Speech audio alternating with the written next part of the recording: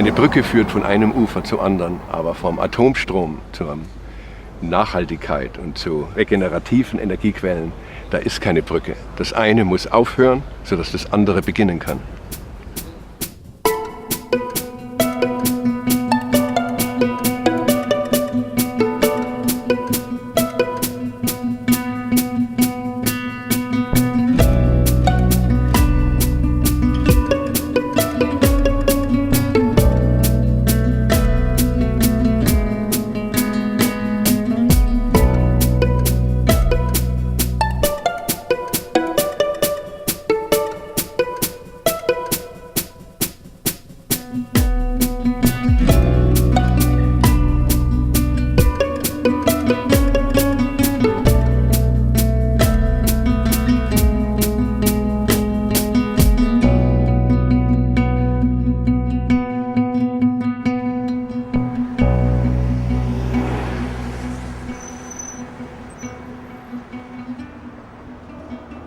Uran ist nicht einfach da.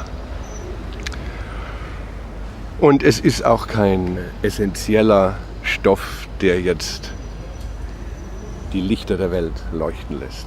Es sind 2,5% der Weltenergieproduktion, die von Uran abgedeckt werden. Und was ist der Preis dafür? Eine Zerstörung, die in Jahrmillionen reicht.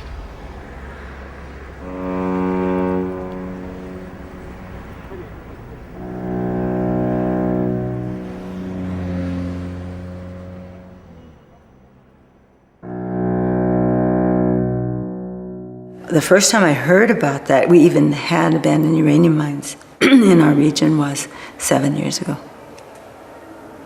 And they've been there for more than 40 years, 40 to 50 years. Nobody knew about them. USA, Northern Great Plains, 4 operating uranium mines in our region, over 1,000 abandoned uranium mines and prospects. It just hit me. Boom.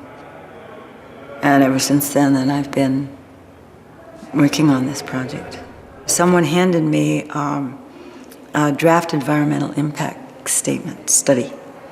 And I'm just flipping through the table of contents and I see abandoned uranium mines. And I thought, no, because see, I'm a scientist. And I thought, what can this be? I opened it up and I mean, there was a map with, and I start counting. And at first, I think I counted like 27. And I was just, no, it can't be 27.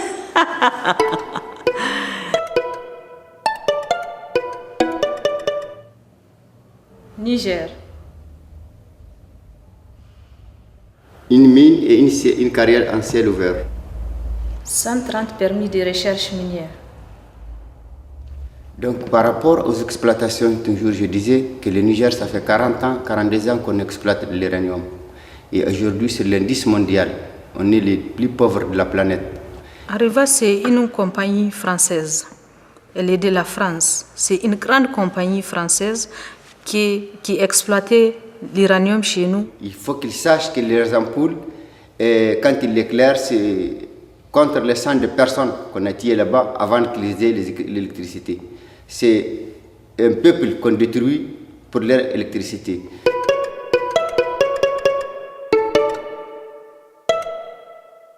Il y a de gros camions qui transportaient les soufre, les matériels, tout ce qui travaille dans la carrière. Donc, il y a une grande poussière qui se dégage. Cette poussière qui s'est élevée, ça va tomber juste tous sur les pauvres populations qui sont là et la population d'Arlit. Donc, les légumes d'Arlit sont contaminés, on ne peut pas les manger, mais les pauvres qui sont là, les populations qui sont les entours, ils mangent ça comme ça et après, on sait qu'ils tombent malades.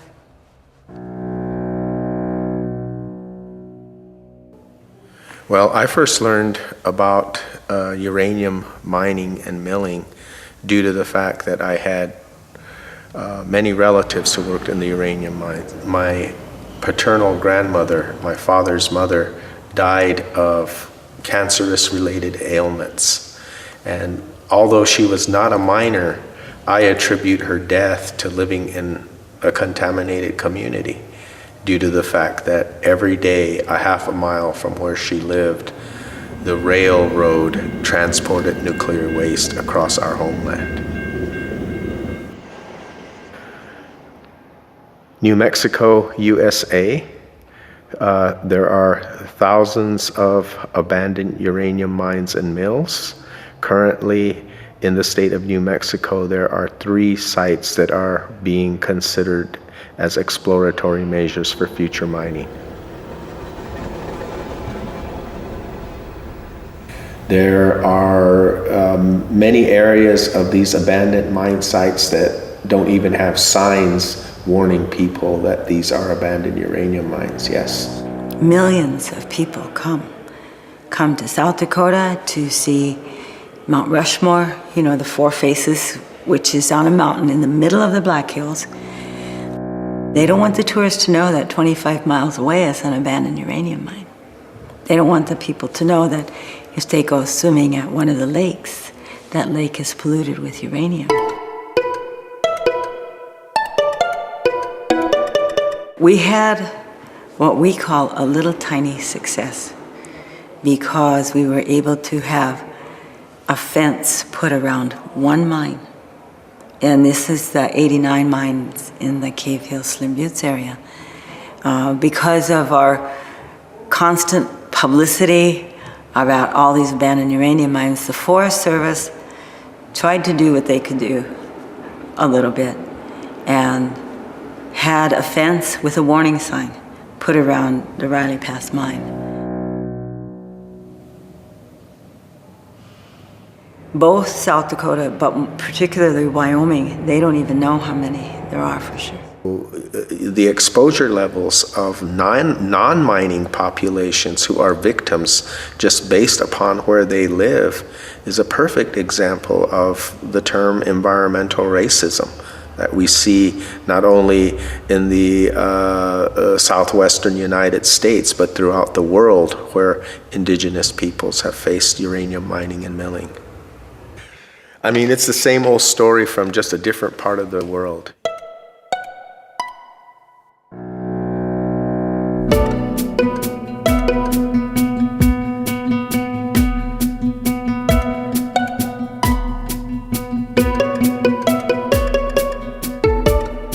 Namibia had 2 uranium mines, fully operational, and more than 40 exploration sites. Uranium has got a lot of health implications, including lung cancer, for instance, silicosis, and other health-related problems that are a result of uranium mining. Workers are afraid of the unknown because it has never been explained to them what the source is of all these health problems that they're having. Most of them only find out that they are sick a number of years after having worked for the mine. And in fact, quite a few of them have died, according to the workers, most of the time 10 years or 15 years after they've been employed by the mine. Other than the short-term jobs that comes out of uranium mines, I don't see any other benefits. The only benefit is probably a chance to work, but at the same time, you are risking your life. Our government has not said much about what is happening. In fact, there's a whole euphoria about uranium mining. There is a belief that uranium will be the backbone of the Namibian economy. I'm talking about the shareholders who mostly own shares in these companies, and they're sitting in air-conditioned offices in the developed part of the world, whilst actually the people who are doing the actual work and making money for them end up dying very painful deaths.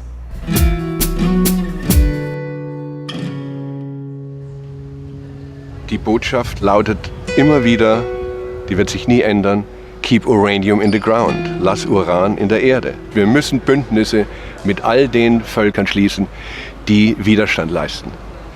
Wir können das nur auf Augenhöhe machen.